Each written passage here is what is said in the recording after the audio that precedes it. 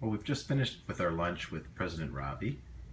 And had our table hosted by Cliff Dochterman, who was our international president in 2001, 2002. Lisa, what are some of the things that you found have been most impactful or impressive? Maybe some of the highlights that you've had so far in this conference? So many. It seems like each day just gets better than the next. I think I'm just struck again at the enormity of Rotary and the being in room with, what are there, 535 DGs from around the world and their spouses. You're sitting at a round table. Yesterday I had, a woman from Bangladesh, a woman from Nigeria, a woman from India, people from the US, from Canada, Australia, and we're all sitting at a table discussing.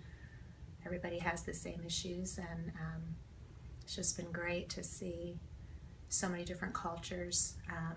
Some of the highlights for, I think, the spouses have been the cultural exchange that was on Wednesday.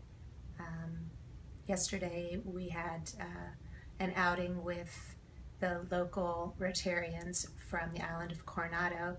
They hosted a fabulous dinner for us and a few Australians that came with us, and I always enjoy the settings where you can really be a little more intimate and get to know people a little bit better. So that was a wonderful atmosphere.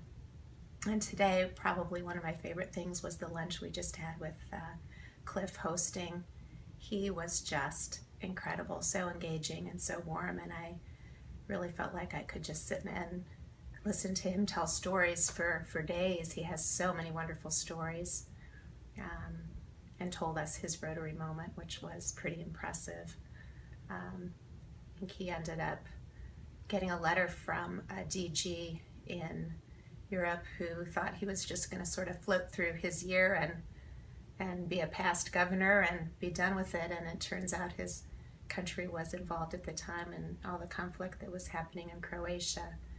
And Cliff talked about how he got this letter asking for his help and what he did to sort of rouse the troops and get the whole world involved in helping. And I think he said it turned into the second most